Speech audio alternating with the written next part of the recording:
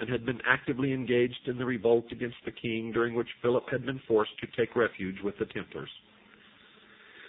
It is further stated that Cardinal Cantilupo, the chamberlain to the Pope, who had been in association with the Templars since he was 11 years old, had confessed some of their doings to his master. 10 main charges were made by Deflexian against the order. 1.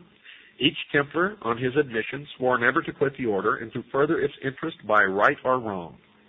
2. The heads of the order are in secret alliance with the Saracens, and they have more of Mohammedan infidelity than Christian faith.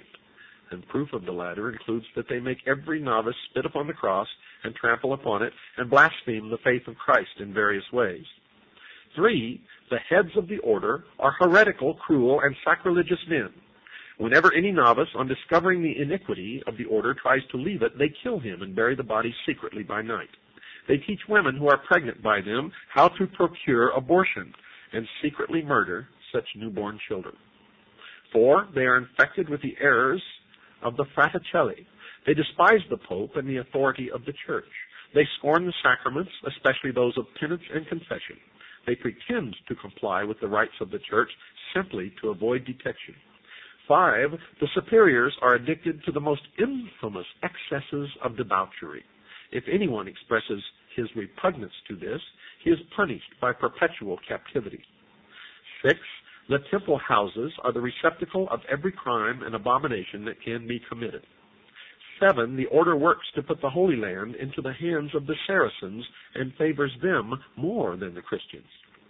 8.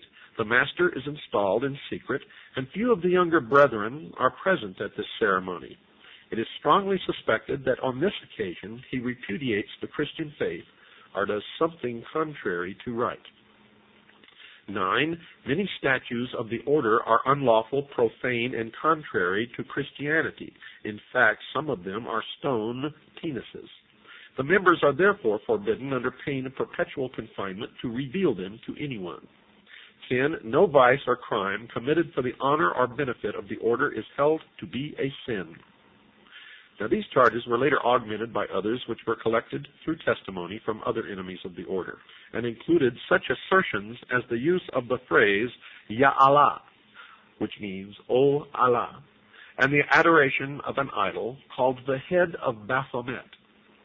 In fact, the head of Baphomet was not an idol that they worshipped, but represented the receptacle of the intelligence, or the seat of intelligence, the brain. The light, Lucifer, the gift of intellect, primordial knowing, and that is what really the object of veneration was. Philip and his advisors prepared in great secrecy for the descent upon this powerful organization, the Knights Templar, and on the 12th of September, 1307, sealed letters were sent to all the governors and royal officers throughout France, instructing them to arm themselves on the 12th of the next month and open the sealed orders, and to act upon them forthwith by the morning of Friday, October the 13th. And on that date, almost every Templar in France was in the hands of the king's men, and thus was born the legend that Friday the 13th is an unlucky day. And notice that it was October Friday the 13th, the very first October surprise. Hardly one seems to have had any warning, but they did, because before the king acted, the Templars had moved their wealth, their treasure, their holdings out of the country of France. On the day before his arrest, the Grand Master had actually been chosen by the king to be a pallbearer at a state funeral. The secret orders had it that all Templars were to be seized, tortured, and interrogated. Confessions were to be obtained from them.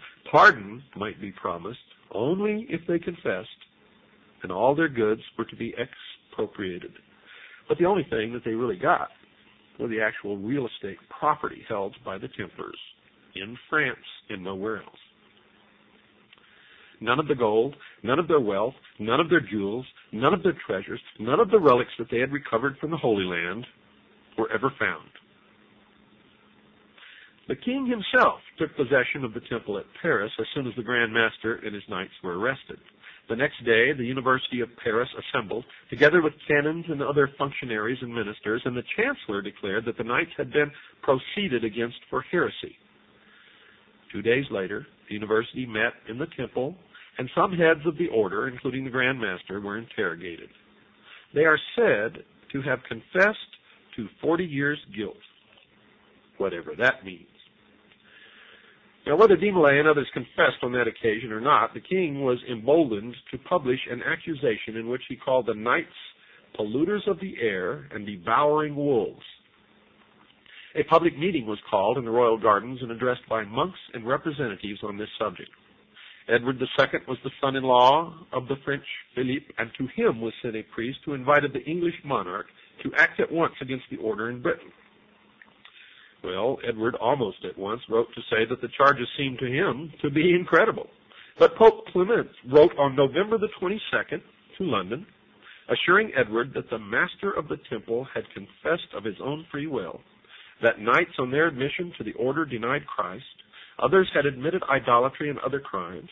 He therefore called upon the King of England to arrest all Templars within his domains and to place their lands and goods in custody until their guilt or innocence should be ascertained. He condemned them to torture by the Dominican monks under the Inquisition until they confessed their guilt or were dead. Now notice the date, folks. November the 22nd in the year 1307. That's a significant date in our history and has direct bearing, as you will see, many hours down the line. Or you can see right now, if you attend my lecture in San Diego on March the 15th at 8 p.m. at the, let me see here, where is it at? At the Lafayette Hotel, 2223 El Cajon Boulevard, San Diego, Monday, March 15th, 8 p.m. Or you can call Stan and find out how to order our tape, The Sacrificed King, or my Atlanta lecture, which is over 7 hours long, including all of the Kennedy material. I bet you knew I was talking about Kennedy's assassination, didn't you? Well, this has direct bearing, as you shall see, eventually. Eventually you shall know what it all means. You'll be able to put it all together. Before the King of England received this missive, he seems to have been sorely troubled by the allegations. He wrote on November the 26th to the Seneschal of Agen asking about the charges. On the 4th of December, he wrote to the kings of Portugal, Castile, Aragon, and Sicily asking, quote, what they had heard, and adding that he had given no credit to it, unquote. He wrote to the Pope himself on December the 10th, expressing disbelief of what the French king said and begging His Holiness to institute an inquiry. Well, folks, by December the 15th, when the papal bull arrived, Edward felt he must act upon it without question.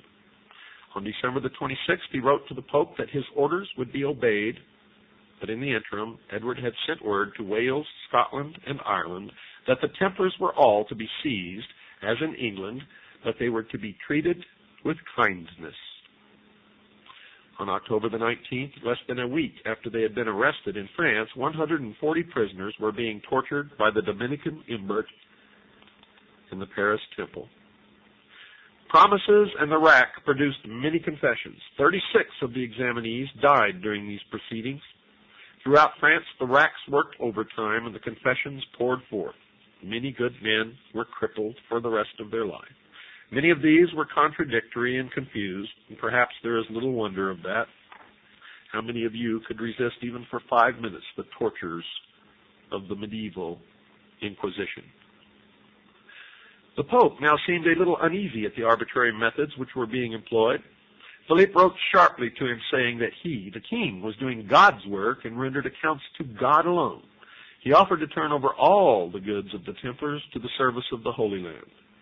Clement, still a weakling, merely stipulated that the inquisitions of each bishop should be confirmed by a provincial council, and that the examination of the heads of the order should be reserved to himself. Now we hear a constant succession of confessions and retractions, Allegations that the heads of the order confessed completely and spontaneously